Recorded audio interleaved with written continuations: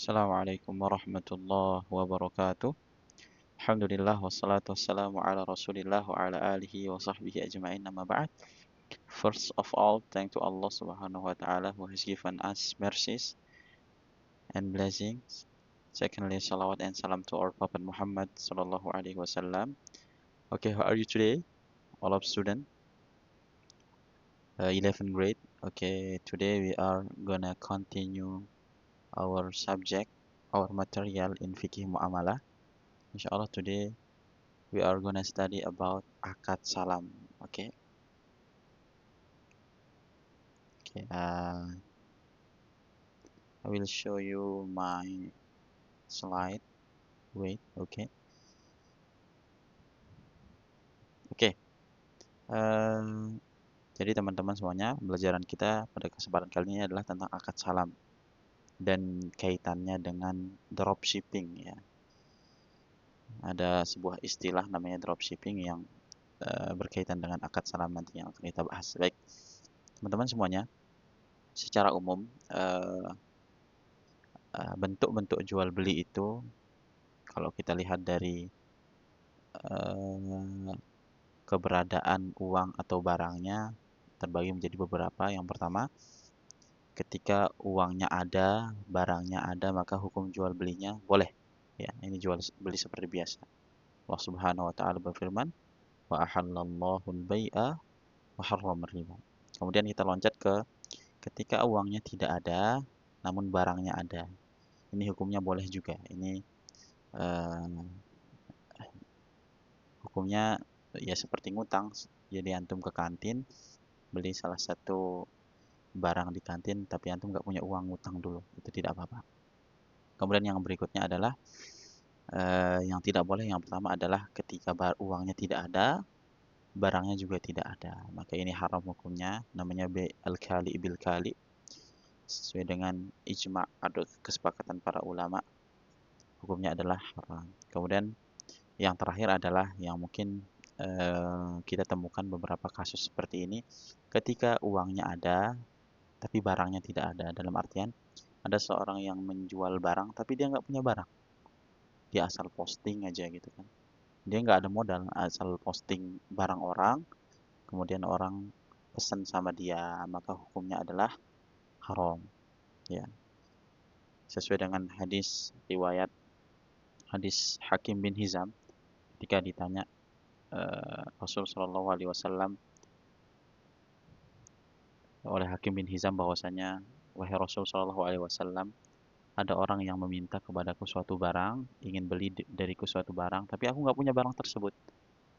Tapi nanti dia beli barang dariku, sementara aku nggak punya barang, tapi nanti aku bisa belikan barang tersebut di pasar misalnya. Apakah boleh seperti itu? Ditanya oleh Hakim bin Hizam, maka Rasul Shallallahu Alaihi Wasallam bersabda, ya bena akhi, la tabi' ma laysa indak. Wahai Hakim bin Hizam, jangan jual barang yang bukan milikmu. Ya. Maka hukumnya menjual barang yang tidak kita punyai adalah haram. Dan di antara syarat jual beli yang sudah kita jelaskan adalah objek barangnya ada gitu. Ya. Adapun ketika barangnya tidak ada, maka hukumnya haram. Kita tidak punya barang tapi kita jualan gitu. Ya. Namun kalau bai'ul kali bil kali, barangnya tidak ada, uangnya nggak ada, dua-duanya ditangguhkan misalkan, dalam tanggungan misalkan, maka hukumnya haram dan tidak ada solusi ya. Tapi dalam jual beli ketika uangnya ada, barangnya tidak ada, masih ada solusi. Di antara solusinya adalah menjadi wakil. Jadi kita nih kalau mau jual barang, nggak punya modal, nggak punya barang, tapi kita mau jualan, kita bisa jadi wakil. Kita tinggal telepon, hubungi produsennya yang nyetok barangnya, kita bilang saya mau jadi wakil Anda. Jadi tinggal disepakati nanti kesepakatan keuntungannya seperti apa. Misalkan barangnya dari dia harganya 10.000, antum posting dengan harga 11.000 misalkan. Keuntungan per itemnya antum dapat 1.000 ya. Ini statusnya antum sebagai wakil. Atau dengan antum digaji bulanan juga bisa. Ya tergantung kesepakatan nanti. Dan yang kedua adalah dengan metode salam.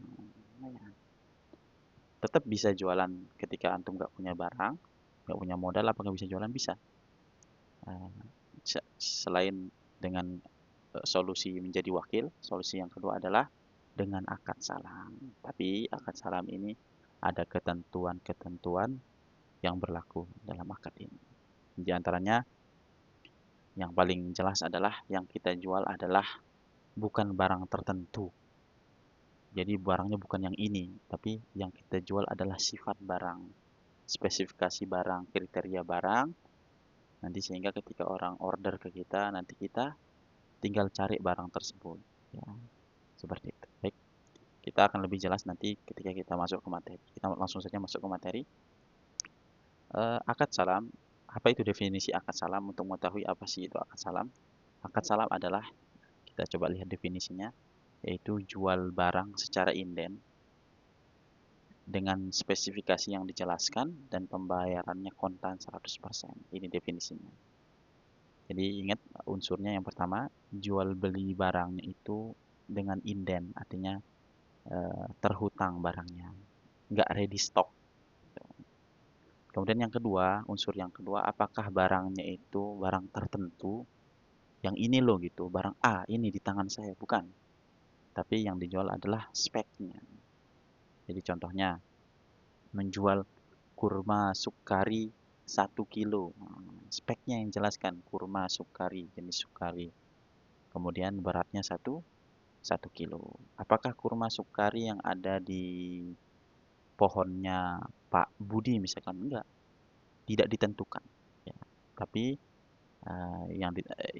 tapi menjual spesifikasi. Artinya nanti kurma sukari yang 1 kilo ini bisa dicari tidak harus di kebun Pak Budi, bisa di kebun eh, Pak Amir misalkan dan kebun-kebun yang lainnya, sehingga tidak jatuh kepada horor yang sudah kita pelajari ya, ketidakjelasan eh, objeknya apakah bisa diserah terimakan atau tidak, objek jual belinya. Kemudian nih syarat yang juga yang perlu kita perhatikan, pembayarannya, unsur yang perlu kita perhatikan dari akad salam adalah pembayarannya kontan 100%. Jadi akad salam itu tidak ada istilah DP, apalagi pembayaran tertunda ya. Jadi akad salam itu pembayarannya harus di depan 100%, tidak 50%. Baik, dalilnya hadis riwayat Bukhari bahwasanya Rasul Shallallahu alaihi wasallam datang ke Madinah sementara para penduduknya melakukan salaf atau salam. Jadi salam ini disebutkan juga namanya salaf ya. Mereka melakukan akad salam pada buah dalam masa setahun dan 2 tahun. Maka Rasul Shallallahu alaihi wasallam bersabda, barang siapa yang melakukan akad salam atau salaf maka hendaknya melakukannya dalam takaran yang diketahui, timbangan yang diketahui, dan sampai batas waktu yang diketahui. Ya, jadi Rasul Shallallahu Alaihi Wasallam datang ke Madinah sedangkan penduduk kota Madinah itu sudah melakukan akad salam. Dan Nabi Shallallahu Alaihi Wasallam tidak melarangnya, cuma Nabi perketat tuh. Ada ketentuan-ketentuannya kata Nabi Shallallahu Alaihi Wasallam. Yang ketentuan-ketentuan tersebut nanti kita akan bahas di syarat-syarat akad salam. Oke. Terus Ustadz, apa sih hikmahnya disyariatkannya akad salam? Ya, secara umum ketika uangnya ada, barang tidak ada, maka hukum jual belinya kita katakan tidak boleh tadi. Nah, dikecualikan di sini adalah akad salam karena ada hikmah di sana. Apa sih hikmahnya? Hikmahnya adalah yaitu memudahkan umat Islam dari sisi apa? Untuk petani atau penjualnya atau kulaannya, yang pengulanya itu dia dapat modal. Jadi dia kan mau jualan barang tapi dia nggak punya modal, maka dia karena pembayarannya 100% di sini, maka misalkan ada yang pesan sama dia kurma 1 ton misalkan dengan harga misalkan 10 juta, kurma sukari 1 ton dengan harga 10 juta, maka nanti dengan ini modal buat dia untuk cari kurma tersebut atau cari kurma tersebut, atau kalau dia petani dia bisa menanam terlebih dahulu, kemudian mungkin setelah waktu yang ditentukan setahun atau 2 tahun nanti dia akan serah terimakan kurma tersebut ya. Kemudian hikmah yang kedua adalah bagi kaum muslimin juga harganya relatif murah bagi pembeli. Jadi barang-barang yang inen itu biasanya lebih murah daripada barang yang ready stock seperti itu. Jadi ini dua hikmah dari eh, disyariatkannya akad salam, diperbolehkannya dan dikecualikan akad salam dari jual beli yang terlarang seperti itu. Kemudian adapun syaratnya, ada syarat secara umum jual beli. Ya syarat-syarat yang sudah kita pelajari, yang melakukan transaksi ini harus orang yang rasyid, ya, dan dilakukan secara itu dan seterusnya dari syarat-syarat yang sudah kita pelajari sebelumnya. Tinggal dibuka bukunya atau catatannya sebelumnya. Kemudian ada syarat yang khusus untuk akad salam. Nah, di sini kita akan bahas ya inti dari pembelajaran akad salam. Syarat apa yang harus terpenuhi dalam akad salam sehingga akad salamnya itu menjadi akad yang halal, tidak akad yang halal. Baik, syarat khususnya adalah yang pertama, barang atau objek akad bisa digambarkan spesifikasinya dengan takaran, timbangan, atau ukuran. Ya. Jadi, saya ulangi, barang atau objek akad bisa digambarkan spesifikasinya dengan takaran, timbangan, atau ukuran. Contoh timbangan yang hari ini misalkan kurma, beras, dan seterusnya.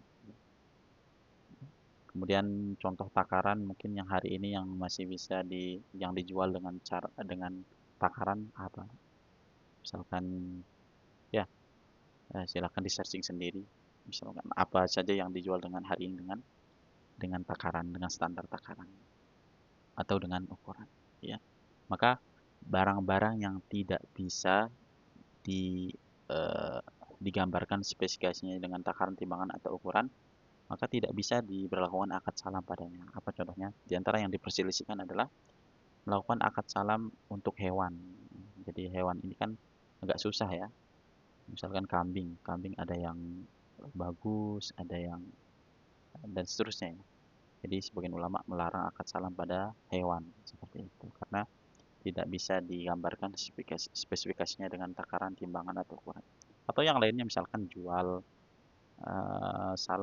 rumah dengan akad salam misalkan, atau jual kendaraan second dengan akad salam. Nah, itu nggak bisa digambarkan spesifikasinya dengan takaran, timbangan, atau ukuran seperti itu.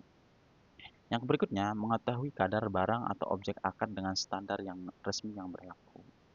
Jadi kalau standarnya ganda, misalnya kadang dijual dengan standar timbangan, kadang dijual dengan standar takaran volume gitu, maka ini tidak bisa diberlakukan akad salam padanya seperti itu. Kemudian yang berikutnya menyebutkan jenis dan varian barang atau objek akad dengan ciri-ciri yang membedakannya dari selainnya. Ya. Jadi kurma nih misalkan melakukan akad salam pada objek kurma gitu. Kurmanya harus dijelaskan yang membedakannya dari kurma yang lainnya. Kan kurma itu ada yang macam-macam modelnya, ada yang sukari misalkan, kurma ajwa dan seterusnya, dan itu harus dijelaskan seperti itu sehingga membedakan, sehingga datang barangnya sudah jelas dari awal yang dilakukan akad salam adalah pada kurma sukari misalnya seperti itu. Kemudian yang berikutnya adalah barang atau objek akad merupakan utang dalam tanggungan, ya. Jadi tertangguhkan, ya, ditanggungkan, ya, terutang atau bahasa lainnya, ya. Jadi barangnya nggak ready stock, tapi inden dalam tanggungan. Kemudian berikutnya status akadnya bersifat ditangguhkan atau inden. Oke, status akadnya bersifat ditangguhkan atau inden. Oke, saya ulang di sini. Barang atau objek akad merupakan utang dalam tanggungan. Jadi dalam utang dalam tanggungan si penjual tersebut. Ya. Kemudian sifatnya ditangguhkan, serah terimanya atau inden. Kemudian batas masa penangguhannya diketahui dan ditetapkan di antara kedua belah pihak. Jadi ditentukan tuh. Kata Nabi Shallallahu Alaihi Wasallam, ila ajalin maklum, kata hadis Nabi Shallallahu Alaihi Wasallam tadi bahwasanya akad salamnya itu barangnya akan diserahkan kapan? Misalkan kita akad salam sekarang, oh diserahkan nanti di tahun depan, tepat di tanggal 25 Agustus, ya, seperti itu. Maka itu harus dijelaskan, ditetapkan, disepakati oleh kedua belah pihak. Kemudian serah terima harga pembayaran secara sempurna dan diketahui di majelis akad sebelum keduanya berpisah. Jadi akad salam itu di antara unsur pentingnya adalah pembayarannya harus kontan. Ya, 100% di muka. Ya, tidak boleh DP dulu 50% misalkan. Atau DP 20% enggak. Tapi harus sempurna pembayarannya dia. Kemudian yang terakhir, barang atau objek akad termasuk barang yang hampir bisa dipastikan ada stoknya saat tiba waktu yang ditentukan. Ya, seperti misalkan Jadi dia jual kurma dengan akad salam, nanti kurmanya itu diserahkan di musim yang kemungkinan ada kurma di sana. Jangan sampai eh, ada beberapa model kurma ya, atau rutop misalkan di musim dingin dia nggak ada. Jadi jangan sampai barang yang dilakukan akad salam padanya itu diberlakukan akad salam padanya itu barang yang kemungkinan besar eh, ketika waktu serah terimanya tidak ready stock. Nah, tidak ada misalkan kayak tadi rooftop tadi tidak ada di musim dingin. Teman-teman, itulah gambaran tentang akad salam ya. Jadi akad salam adalah jual beli barang inden dengan spesifikasi yang dijelaskan dengan pembayaran kontan 100%. Kita kembali ke contoh yang ini ya. Tadi contohnya ada seorang yang misalkan dia nggak punya barang, tapi dia pengen jualan. Ya, dia bisa buat website, bisa posting di marketplace dan seterusnya. Tapi dia nggak ada modal, nggak ada barang. Jadi dia tetap bisa jualan barang, dia bisa posting menjual kurma ini. Yang penting nanti ketika orang ordernya itu 100% pembayarannya tunai, nanti dia tinggal cari. Nah, dan dia harus pastikan bahwasanya di daerahnya itu memang dimungkinkan untuk menemukan kurma yang dijual di posting tersebut.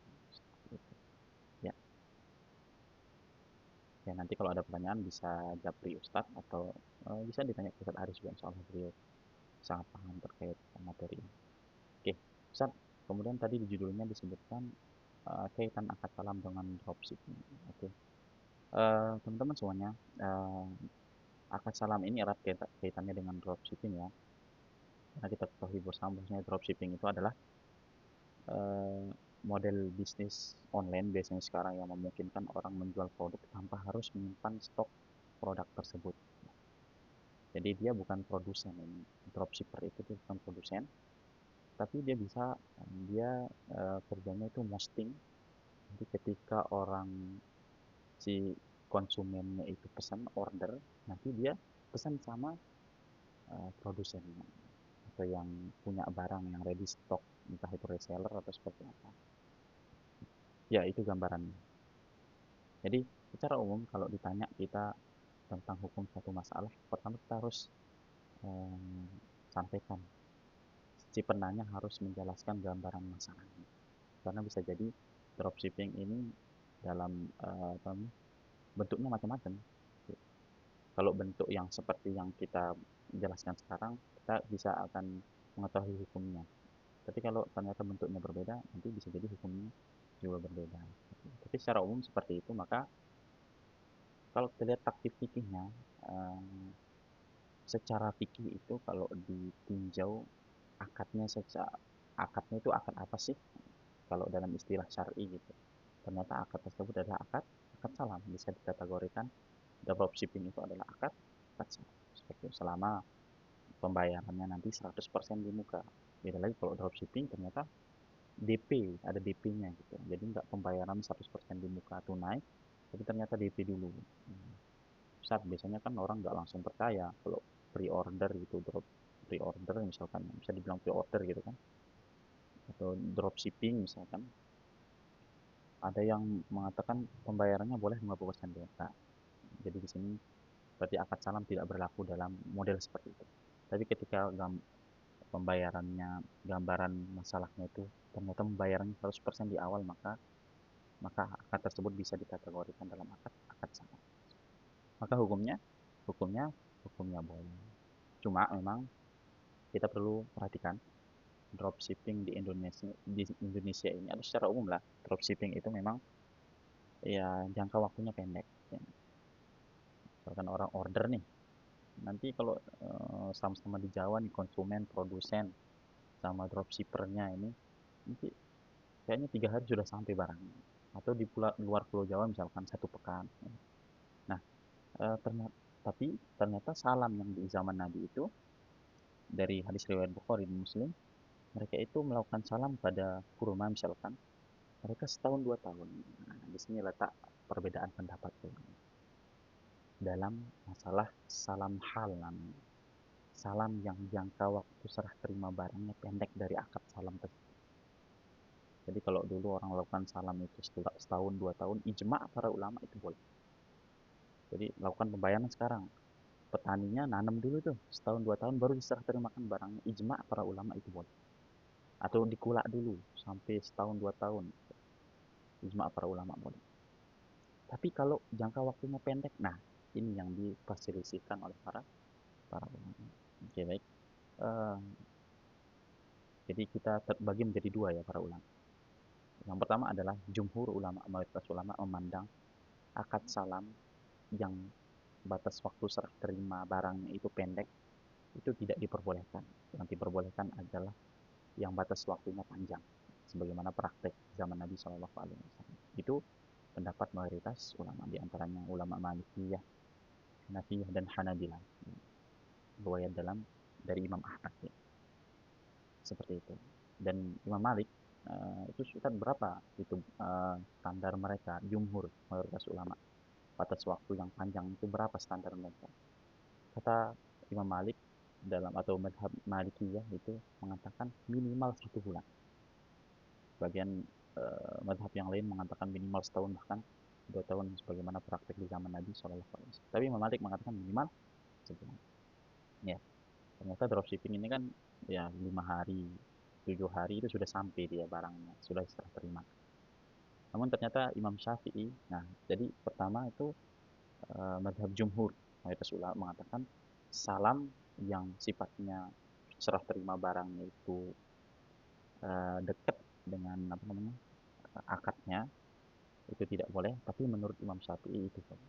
Terus salamul hal itu salam, akad salam dengan waktu serah terima barang yang mepet dari akadnya itu, dekat dari akadnya itu diperbolehkan menurut madhab madhab Syafi'i.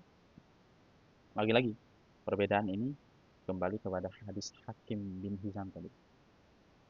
Ya, hadis Hakim bin Hizam ketika Nabi Shallallahu Alaihi Wasallam mengatakan ketika Hakim bin Hizam bertanya, ada seorang yang minta kepadaku membeli sesuatu, kemudian diserah terimakan uangnya, nanti dicarikan oleh Hakim bin Hizam di pasar, kemudian diberikan kepadaku.